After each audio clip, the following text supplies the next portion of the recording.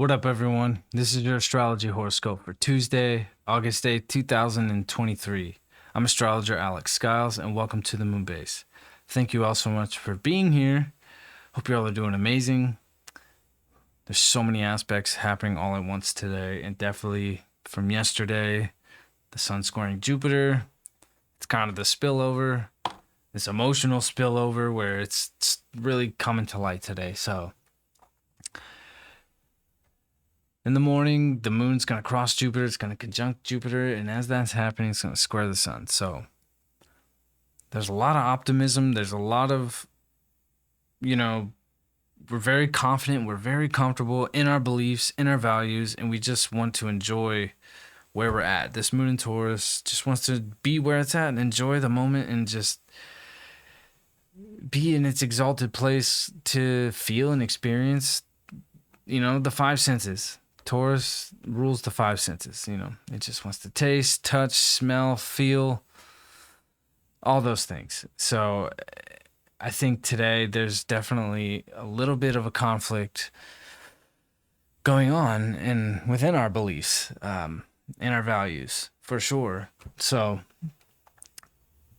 as that's happening, this Venus is going to square Uranus at the same time. So to really sum all of that up together, with Venus ruling the sign of Taurus and the sun in its dignity in Leo, I really think that as much optimism and as much as we are manifesting a much more grounded, confident, beautiful physical reality with this Jupiter in Taurus, it's going to ultimately conjunct Uranus here in the next 9 months.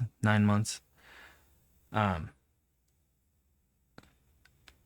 feel like today is a day where I keep seeing a snow globe, right?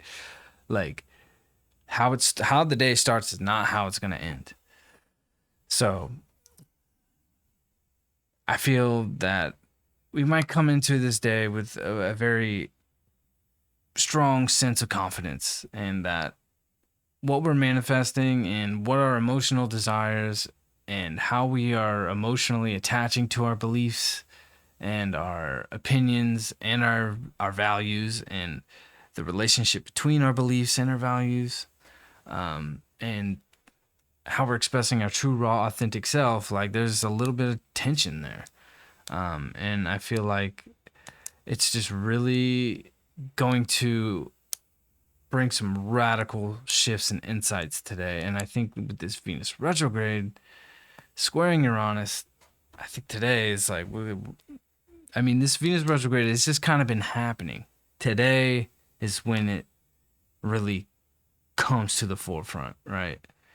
So what I'm feeling is that people who aren't feeling good in the relationships, feeling like they're worthy, or they're feeling loved and respected in the relationships, today that's all going to rise to the surface no matter what. I feel like today is that day, because we've been in this Venus retrograde for 2-3 weeks now, and today is the day where it's all going to rise to the surface. And it's been building. I know we've been feeling it build over the past couple weeks, but today's the day where it's going to be like bam, and it's going to start out with this Jupiter. It's like, like coming into the day, it's like, I'm feeling good. I am feeling in my Taurus self. I'm feeling in my Leo self. Like I'm going to express myself, but that might come to a head with somebody with some other opinions or beliefs or values than you. And there can be a little bit of an exchange, which is always necessary to really come to an understanding and come to an agreement. And what this is really about is accepting that even in our relationships, even if we are in love with somebody, or we're in a creative partnership or a business partnership, or even with our own selves, is that our opinions and our beliefs change. And in relationships, we don't always have the same values and beliefs. And it doesn't always have to be that way. And that's kind of what Venus retrograde is about too, is that people who are born with Venus retrograde, it's not that they're not gonna fall in love, or they're not going to be loved or be beautiful or this and that, or it's not about those things. I really do think that, this with Venus retrograde, it challenges our social norms. People with Venus retrograde tend to not have the same kinds of traditional values in relationships. Like they tend to have opposite values. Like they tend to do more radical things that are outside the box, or their love interest or their creative interests are much more unique and different than the average person. I mean, Venus only retrogrades every 18 months, so it's a small percentage of the population who are born with that, and then that's only for 40 days. So, I mean, do the numbers. Whatever the percentage of that is of the people born with that compared to who are not, I mean, it's not that many. So these are the people who are born with Venus retrograde who really challenge the social norms and the social values. That's what it's really about. Venus rules values, and our values resonate throughout the social construct. So people born with Venus retrograde, they go against the grain. They go against the grain in what their romantic interests are, or their creative interests, or how they express their creativity, the foods they eat, how they spend money, what their beliefs are about money. I mean, they don't think in the same way that, someone who has a very, typical Venus. If you're born with Venus in Taurus, I mean, this is, Venus as it gets, or Venus in Libra, like it's much different when you have Venus outside of its rulership that's retrograde. So we're learning today, especially with the things and the curveballs that are coming at us. Like, we're learning to accept that, like, we don't always have to stay within the norm. We don't always have to stay within the social construct and what our social values are. We can try different things. We can do new things with new people. And that's coming up a lot too. And Uranus is the same way. Uranus does not want to stay within the social norms of anything. It wants to challenge the norms, and it wants to shake things up and do different things. And yeah, I think there's this odd relationship between this Venus retrograde squaring Uranus that's like, hey, like, we're not staying within the boundaries of the social norms here. Like, we got to shake things up and try new things. If we need to, shake up our routine, try different foods, or I want to be with a different person, or, I need to find new ways to make more money. This is the day where that vibration is starting to really bubble up to the surface, and that's how the day is really going to end up, because it's not really starting out that way. I mean, it's starting out in a much more confident kind of energy, and definitely with the sun square Jupiter, with moon crossing it, conjuncting it, it's like, this is where we can overdo things, or be overly confident, especially with Leo, like we know about that, Taurus is not much different than Leo in that way, but in a much more like, I'm not going to move. I know what I am. I know what I believe. That's very Taurus. It's like Leo is like, well, I know I'm the best. These fixed signs. Leo and Taurus specifically, I think I know is a very good headline for both of them. Aries is I am, but Taurus and Leo is I know. I know my value. I know my worth. I know I'm great. I know I'm the shit. Right? So, and on top of that too, there's another aspect too. Underneath the surface of this Taurus and Leo energy is this moon and Mars in a nice 120-degree trine here.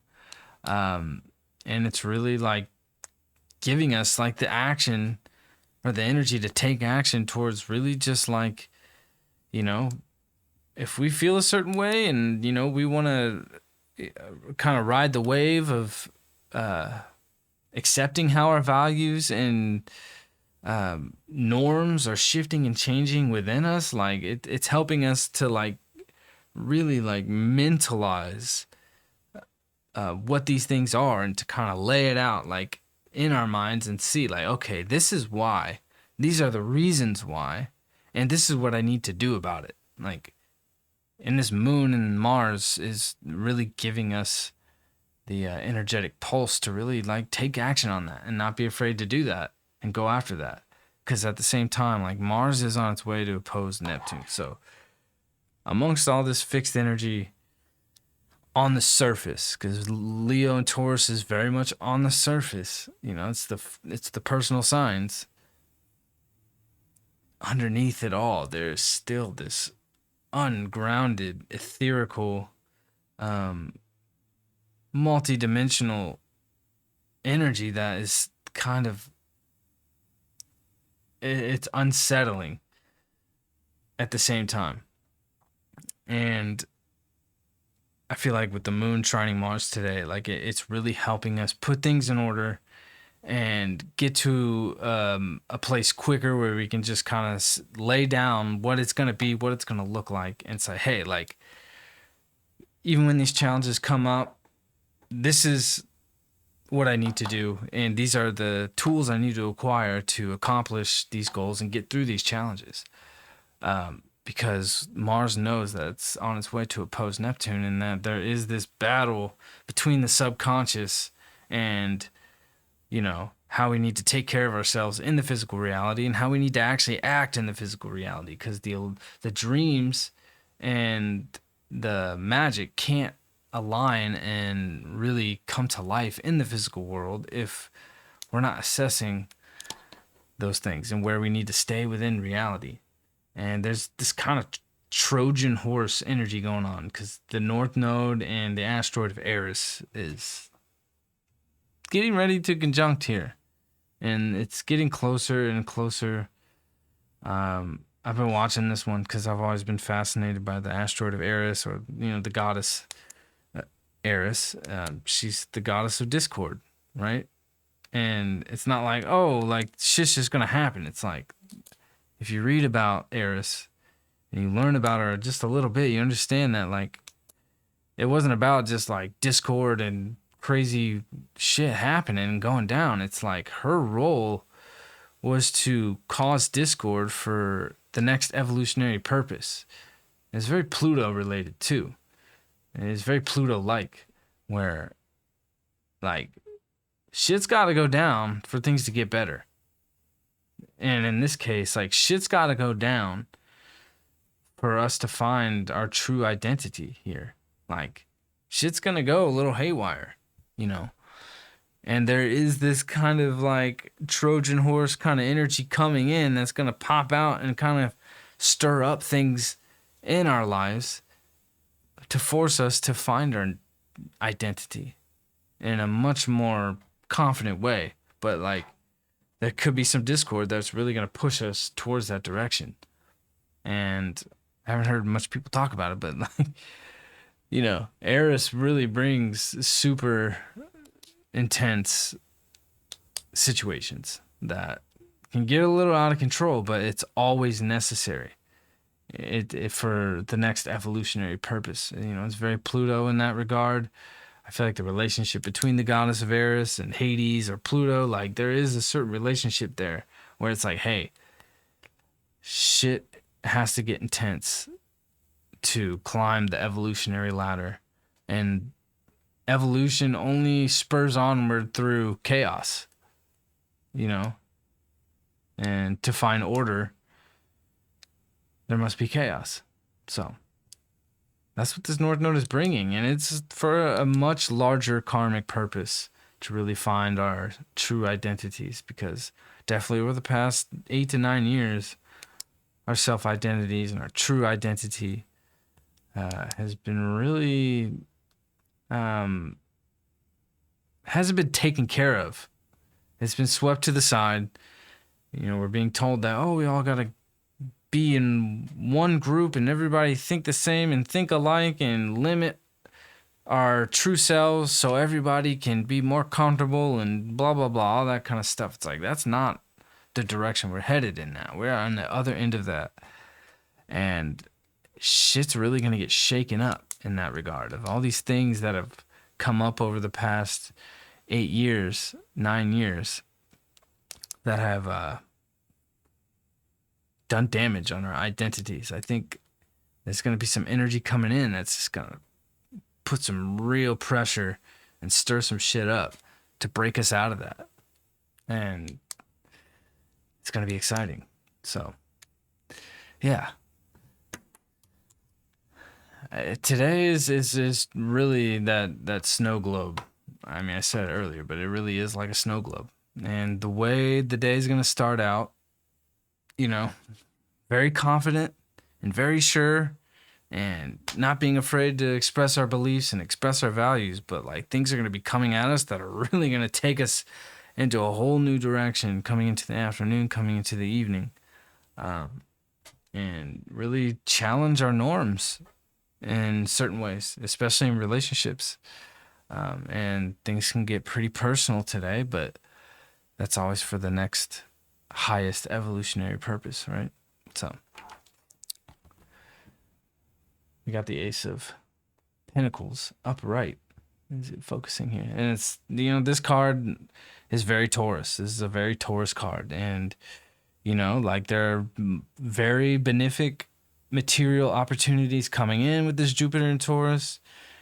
But at the same time, as the Sun squaring Jupiter and Venus retrograde squaring Uranus and shaking shit up, it's like we can't sway out the path of who we are and just, you know, give our self-worth away just to make a situation better. It's like we have to stand our ground, not be afraid to come out of those places where we just, you know, we find a routine, we get comfortable, and that can go on for lifetimes.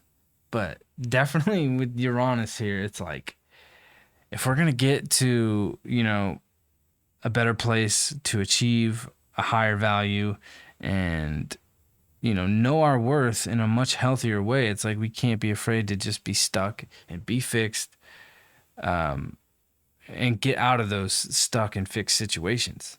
And that's where we're going to find our highest value and our a much more secure self-worth. And yeah, I mean, today we are being shaken out of the mud, essentially. So thank you all so much. I will see you tomorrow. Have a lovely day.